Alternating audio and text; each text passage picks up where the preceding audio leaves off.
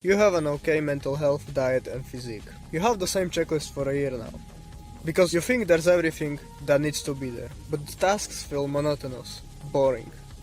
That's because you never do more than needs to be done. But what does your best self do? Well, he has the best mental health, diet and physique. That's because he adjusts his checklist every single month in a way that the tasks are challenging.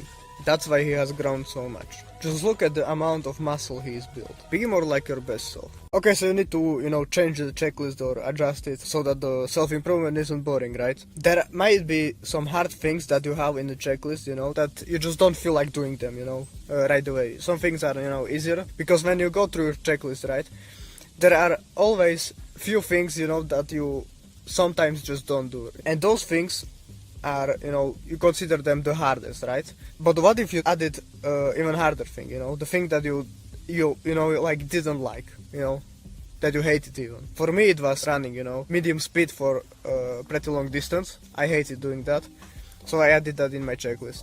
And that was the thing that I, didn't do, but the thing that I didn't do last month, now I started doing, right? So there's always that one hardest thing that you hate doing, and you basically just don't do, it's like that one thing that you never do in the checklist, right? Of course you should do it, it's discipline, but sometimes you just don't do it, right? Make sure you add the hardest thing every single month, so that you slowly progress. You should always try to do it, but if you don't do it, next month, you will have to do it now, because there will be even harder thing, and if you don't do that, you'll just not do anything that's in the checklist. And I don't think that's possible to do that, because in the back of my mind there's always this voice that you should do at least 80% of the things that are there. So my mindset won't let me fail in such a way. Always add something harder that challenges you, even if you do everything in the checklist, that means the checklist is too easy, right? Because if you have every single day 100%, that means the checklist is like in the beginning of the video, it's it's too easy, right? You have an okay results, not best ones, not exceptional results. Of course this will improve your discipline if you do this, because you will do the things you don't like doing, but you do them anyway, right? And it makes it a bit fun, because it's challenging. Of course, if you want to feel good, you need to stop doing the bad things, the bad habits, which is basically watching some dumbass memes or playing games, or I don't know, eating junk food. I have not eaten junk food in a very long time.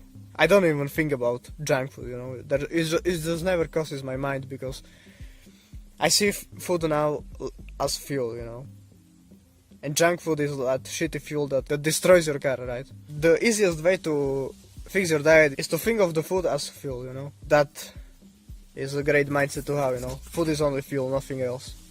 It doesn't matter how it tastes, as long as it gives you the right nutrients, so that you perform the best. Memes are just entertainment, right? You need to watch educational shit. So yeah, that's how you fix that. If you didn't know how to, it's too simple, alright? And spend more time in nature. Why? Because it's fucking relaxing, After a hard day of work, you should do the hardest thing in the morning, right? So that you have the hardest, the most important, the thing that gives you the most leverage done, and then you can, chill for the rest of your day, improve your mental health, physique, diet, all that shit. Not diet. I mean, then you eat after the work, because you should fast if you do mental work in the morning, you shouldn't eat. You shouldn't eat anyway during the morning, because Andrew Huberman said it in one of his podcasts. You can just go on YouTube, watch, search for Andrew Huberman and click on his channel and watch some of the podcasts, on sleep, I think, productivity and all of that. Good shit, the best educational podcast that I know of, based on basically the physical, health and all of that, productivity. Andrew Tate has the best mindset for workouts, because you improve everything else in the checklist, make it more difficult, but what to do for workouts, because you have the best, most effective hypertrophy, exercises, all of that shit, but how do you improve that? Well, add some stretching, right? Or I don't know, do something different, instead of going to the gym and doing the best workouts possible known to man, just, you know, go outside in nature and do some calisthenics or I don't know what. You know, just change it up a bit, you know, at least for a month, you know, and then you can go back to doing that thing, you know. But if it feels boring, you know, if you genuinely enjoy doing that, you know, best possible workout ever, then do that. But this is for the people that, you know, just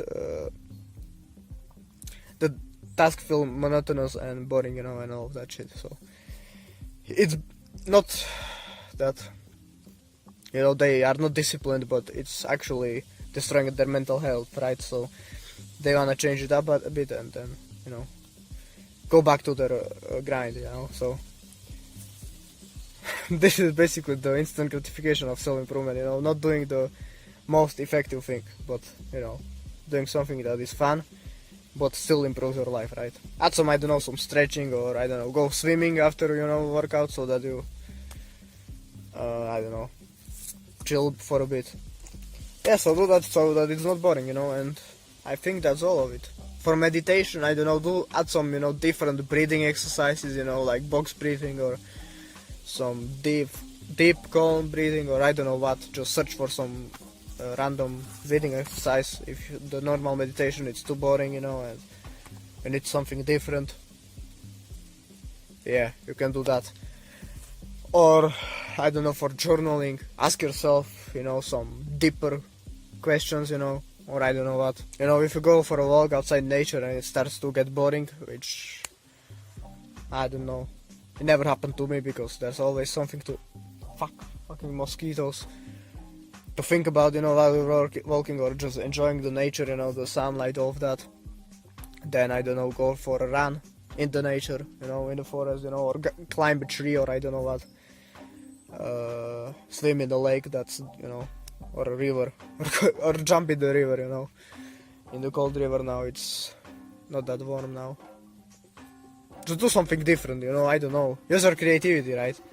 I'm not here to tell you, you know, what you should exactly do, but, you know, sit down. If something is genuinely so boring that there's nothing, you know, you can do to make it fun, sit down on your chair and think for an hour, and you'll get like a billion, you know, ideas on what you should do, right? So yeah, that's it. Hope this video helped you. If it did, make sure you subscribe, you know, join our community of people just like you that want to improve and not make their self-improvement journey boring. Like, comment so that the video gets pushed out to people like you that want to improve, you know. Share this video with someone that might need it, and have a nice day and see you next one.